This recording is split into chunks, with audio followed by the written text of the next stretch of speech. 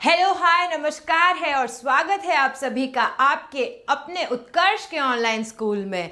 कैसे हैं आप सब? How are you all?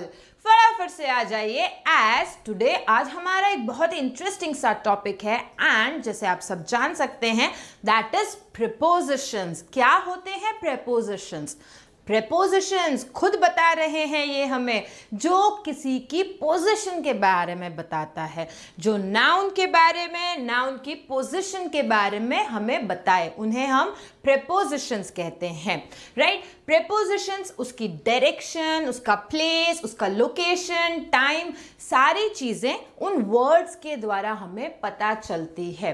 So in detail में आज के इस वीडियो में हम जानेंगे प्रेपोजिशंस के बारे में एंड प्रेपोजिशन में भी प्रेपोजिशन ऑफ प्लेस के बारे में। सो चलिए स्टार्ट करते हैं हम आज का हमारा वीडियो। Okay, prepositions. प्रेपोजिशंस में यहां आपके सामने एक जो इमेज है, इस इमेज के द्वारा आप देख सकते हैं कि कुछ वर्ड्स इसके अंदर छुपे हुए हैं। आज हम इन्हीं वर्ड्स को इन डिटेल में करने वाले हैं एंड दैट आर, कौन कौन से हैं वो देखिए। ऑन, हम ऑन के बारे में जानेंगे। विल डू, इन, हम इन के बारे में भी जानेंगे and we will do at, at, right? और एक और है जिसके बारे में भी हम बात करेंगे and that is by. So in today's topic हम लोग प्रीपोजिशन ऑफ प्लेस, कौन कौन से, at, on, in and by, इन चारों के बारे में बात करेंगे। These tells us about the place. क्या बताएंगे ये हमें? उस जगह के बारे में। अब हम लोग पहले एक सेंटेंस लेते हैं, राइट? प्रेपोजिशन जो अलग अलग प्रेपोजिशंस हैं, राइट? हम वो ना लिख के पहले सिर्फ एक वर्ड लिख रहे हैं, द कार। ओके, फिर से the car and the car. If I right, अगर मैं लिखूं यहां पे in the car, on the car, at the car, सिर्फ इन प्रेपोजिशन वर्ड्स की वजह से इनका मीनिंग चेंज हो जाएगा। यस, यही तो हमें कंफ्यूज करता है ना। हम क्या करते हैं, हम वर्ड के अकॉर्डिंग लर्न करने की ट्राई करते हैं।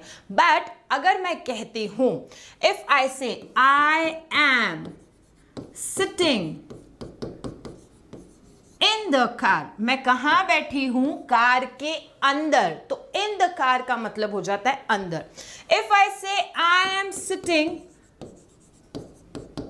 On the car, that means car के ऊपर, right? Next, I am sitting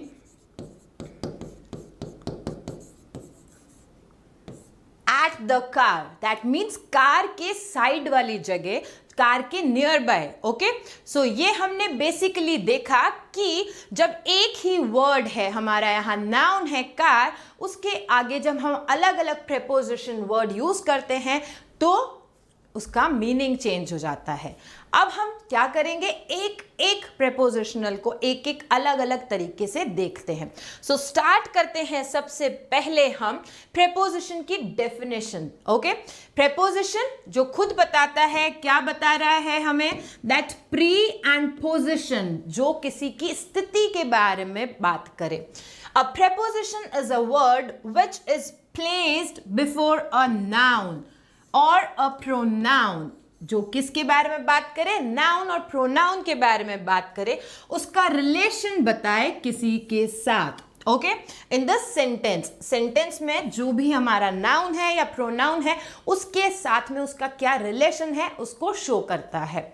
सो ये बेसिक हमारी डेफिनेशन थी प्रेपोजिशन की। आगे एग्जाम्पल्स के थ्रू हम जानेंगे। सो सबसे पहले हम लेंगे इन के बारे में बात करेंगे, इन preposition.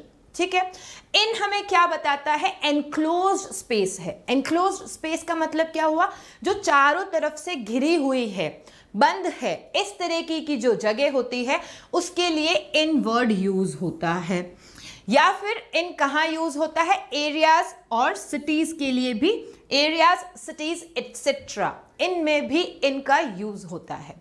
Example, I am standing in the class. Okay, जैसे आपके सामने हूं मैं, एक क्लास के अंदर खड़ी हूं, तो इन द क्लास आया, क्योंकि क्लास एनक्लोज्ड स्पेस है। इसी तरीके के और बहुत सारे एग्जाम्पल्स हैं आप लोगों के लिए, पिक्चर्स के साथ में है बेसिकली, ताकि आपको दिमाग में छप जाए, आपको ये इमेज के साथ में समझ में आ जाएगा। फर्स्ट क्या है, यहाँ पे एक कार है और एक आदमी उसके अंदर बैठा है। तो what we are going to write, तो इसका एग्जाम्पल क्या लिखेंगे हम लोग, example the man is sitting in the car. What we are going to use, in the car, क्योंकि ये प्लेस के बारे में बता रहा है, कहां बैठा है, कार के अंदर। सो यहां ये in आया, क्लियर। चलिए नेक्स्ट की तरफ बढ़ते हैं हम आगे। Here is a map of India। अभी हमने लिखा एरिया, सिटीज, इस तरीके की जो लोकेशंस होती हैं वहां के लिए भी हम इनका यूज लेते हैं। तो इसका एग्जाम्पल लिखते हैं हम अभी, example I live in India. Okay. Now you will ask, आप लोग ये पूछेंगे कि मैम ये enclosed कैसे है। देखिए बॉर्डर्स होते हैं, हम इसको सेपरेट करते हैं, हम इंडिया के अंदर रहते हैं, क्या हम ऑन इंडिया कर सकते हैं? नहीं कर सकते, इंडिया के ऊपर, ये गलत हो जाएगा। So we live in India. So here in हो गया हमारा, हमें साथ साथ में उसको देखना भी है that yes this is the appropriate preposition used here. चलिए नेक्स्ट देखते हैं हम। लाइक ये डेली रूटीन का है, हम लोग बोलते हैं हिंदी में कि फ्रिज के अंदर क्या पड़ी है, जैसे यहाँ पे मिल्क की बॉटल पड़ी है, राइट। सो हम लोग इसी को जब इंग्लिश में यूज करेंगे then it would be there is a milk bottle in the fridge. Okay, so what I used here, in the fridge, क्योंकि फ्रिज भी एक enclosed space है, बंद है, उसके अंदर रखा गया है, राइट। सो यहाँ पे देखिए फ्रिज और उसका इन, वैसे फ्रिज को हम लोग शॉर्ट में यूज लेते हैं, रेफ्रिजरेटर होता है। ओके, चलिए आगे देखते हैं हम लोग, ये जिससे हम बहुत ज्यादा रिलेट करते हैं, हम क्या बोलते हैं, बच्चे क्लास के अंदर बैठे हैं, राइट। सो इंग्लिश में जब हम इसे ट्रांसलेट कर देंगे, इसका क्या हो जाएगा, इसका एग्जाम्पल हो जाएगा स्टूडेंट्स आर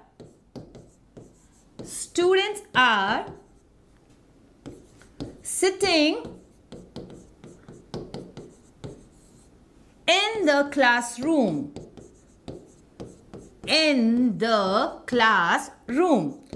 ओके, सभी प्लेस के बारे में बात हो रही है, अभी हम इनको प्लेस के अकॉर्डिंग यूज कर रहे हैं, राइट। सो यहाँ पे भी हो गया हमारा इन द क्लासरूम। इसी तरीके से हमें क्या करना है, डे टू डे लाइफ में जो यूज होने वाले सेंटेंसेस है उनमें प्रेपोजिशंस को पिक आउट करना है और करेक्ट क्या है वो ध्यान देना है।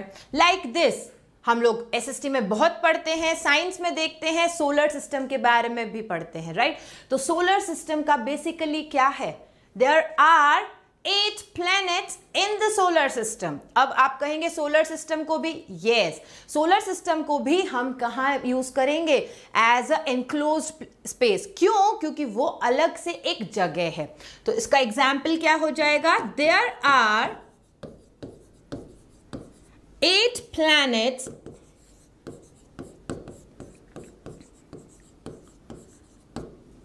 in the solar system। Okay, so here ये रहा इन, तो हमें इन को हाईलाइट जरूर करना है ताकि हमें पता चले हमने इन प्रेपोजिशन का यूज एज अ प्लेस लिया है यहाँ पे। ओके, तो यहाँ पे इन वाले सारे हो चुके हैं। Next we are going to do is of on. अब हम कौन सा करने वाले हैं, ऑन। देखिए इन हमने कैसे जाना कि जो बंद एरिया है, एनक्लोज्ड है या कंटेनर्स वाली जगह है, उनके लिए करते हैं। अब हम ऑन क्या होता है? सरफेस एरिया वाला होता है। यस, जो फ्लैट सरफेसेस होते हैं, जो खाली सतह है, एकदम सतह वाली जगह है, उनके लिए ऑन यूज लिया जाता है। एग्जाम्पल्स बहुत सारे हैं, हम लोग डे टू डे लाइफ में बहुत देखते हैं, बट रिलेट नहीं करते हैं, प्रेपोजिशन के पॉइंट ऑफ व्यू से नहीं देखते हैं। तो चलिए हम देखते हैं पहले ऑन का।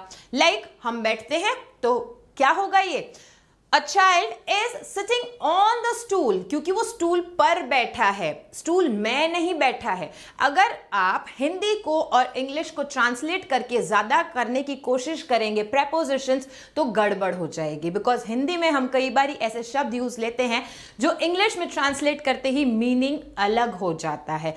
ध्यान रखिएगा ये बात। ओके, सो यहां क्या हो जाएगा? The child is sitting on the stool. Okay, तो ये क्या हो जाएगा? यहां पे ऑन आएगा, बेसिक चीज है, ऑन द स्टूल। ओके, अगर मैं ये पेन है, ये मैं कह दूं I keep this pain on the table, that means table के ऊपर, उसकी सतह के ऊपर रखा है, तो ऑन आएगा। Right, next example here is like ये है, हम यहाँ पे फ्लैट है, हम रहते हैं, तो अगर मैंने बोला मैं 4th, 5th, 6th फ्लोर पे रहती हूं, तो मैं उसका एग्जाम्पल क्या लिखूंगी? I live on the 6th floor. Okay, अभी हमने जब इंडिया का देखा था तब हमने क्या कहा था? I live in India.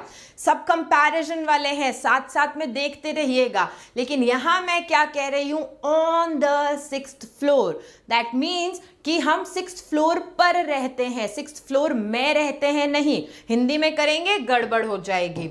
सो यहां पे I live on the 6th floor. चलिए नेक्स्ट देखते हैं। लाइक मैंने जैसे पेन का बोला था उसी तरीके से है यहाँ पे बुक्स पड़ी हैं टेबल के ऊपर, एक पेन स्टैंड है, पेंसिल्स रखी हैं, कलर्स रखे हैं। राइट, तो इसका क्या हो जाएगा? There are books on the table. सो टेबल पर पड़ी है, उस सतह पे है, ऑन आएगा। नेक्स्ट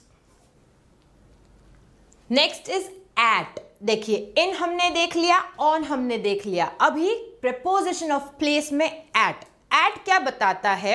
एट कि वो उस जगह के अंदर नहीं है, उस जगह के ऊपर नहीं है, उसके आसपास है। यस, सो एट क्या बताएगा? एक सर्टेन पॉइंट बताएगा। स्पेसिफिक जो पॉइंट होता है वो कौन बताएगा?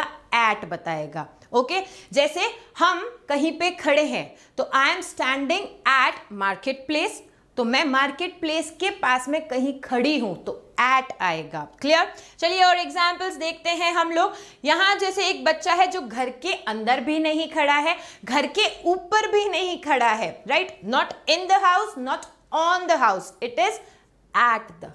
ठीक है, तो हम लिख देंगे इसका, the child is standing at the house. ये एट द हाउस आएगा। सो यहां पे हमारा एट प्रेपोजिशन ऑफ प्लेस सही जाएगा। नेक्स्ट देखते हैं। अब हम लोग क्या बोलते हैं? मैं बस स्टैंड पर खड़ी हूं, तो there is a family here. यहां पे एक फैमिली है। राइट, वो बस स्टॉप पर खड़ी है? नहीं, गलत हो जाएगा। क्या हो जाएगा? There is a family standing at the bus stop. At the bus stop. So here at हमारा क्या है? करेक्ट यूज किया गया है प्रेपोजिशन का। इन नहीं होगा, ऑन भी नहीं होगा, at the bus stop, eight railway station, इस तरीके से यूज किए जाते हैं। चलिए नेक्स्ट देखते हैं हम, एंड दैट इज बाय। हम बाय को लेके बहुत कंफ्यूज रहते हैं कि बाय कब यूज करना होता है। जैसे एट है वो लोकेशन बता रहा है, सर्टेन पॉइंट बता रहा है। बाय भी इसी तरीके से उस जगह के आसपास, नियर बाय या नेक्स्ट टू चीजें बताता है। एग्जाम्पल के थ्रू देखते हैं हम, दैट इज, देखिए यहां पे एक फैमिली है या बच्चे हैं जो ट्री के आसपास में बैठे हैं, तो हम क्या लिख सकते हैं यहां पे, the children are sitting by the tree. Okay, अब देखो फिर से, इन द ट्री नहीं हो सकता, ऑन द ट्री नहीं हो सकता है, एट द ट्री थोड़ा आसपास में होता, बाय द ट्री है उससे सट के है यहां पे, तो क्या हो जाएगा यहां पे इसका, bye the tree. It is correct. चलिए नेक्स्ट देखते हैं, यहां पे एक घर है सुंदर सा जो रिवर के आसपास है, तो हम क्या लिखेंगे, हम लिखेंगे there is a house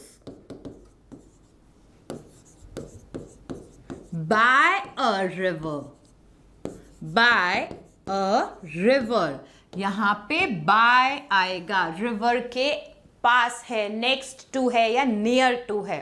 okay, so यहां तक हमने देख लिए हमारे सारे in, on, at and by. Now basic confusion कहां होता है, हमें एट, इन और ऑन पे होता है, तो उसका एक चार्ट है आप लोगों के लिए जिसमें आपका कंफ्यूजन क्लियर हो जाएगा।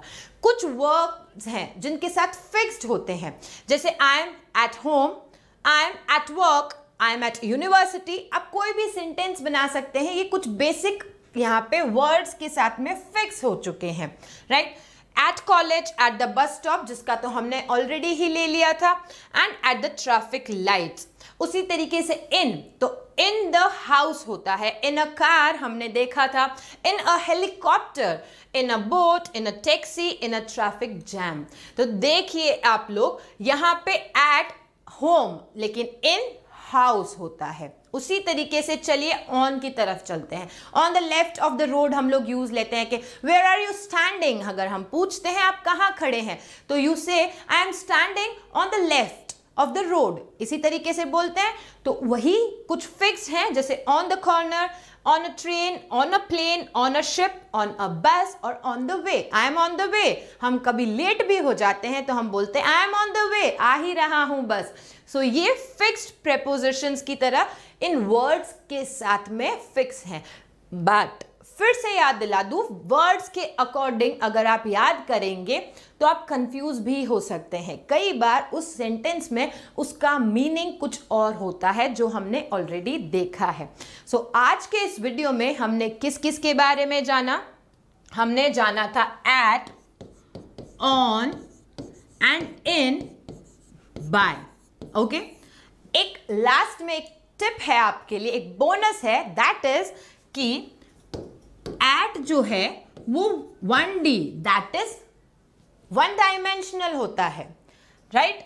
On 2D, that is two dimensional होता है। 1D मतलब जहां से हम एक तरफा देख सकते हैं, 2D दैट मीन्स उधर से हम इस तरीके से देख सकते हैं। 3D, अरे ये सभी हम यूज लेते हैं वर्ड्स, 3D चश्मा लगा के हमने फिल्म देखी, राइट। तो 3D दैट मीन्स क्या हुआ, हमने उसको चारों तरफ से कवर करते हुए। बाय के साथ में ऐसा कोई रूल नहीं है, बट आप एट, ऑन और इनको इस तरीके से याद कर सकते हैं। अब at end of this video एक आपके लिए होमवर्क है, and I am very much knowing that कि आप लोगों को जरूर से आएगा। देखिए आप करिएगा and do comment it, right it the paper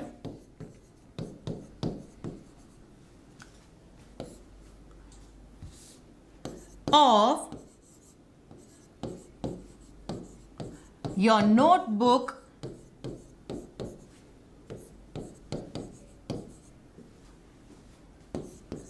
dash the corner first page. This is your homework and I'm know very well that you will do it correctly. So ये आपको करना है and you have to comment it in the comment section. So यहाँ पे हमारा आज का video complete होता है. मिलेंगे नेक्स्ट में. टिल देन, टडास, बाय एंड थैंक यू.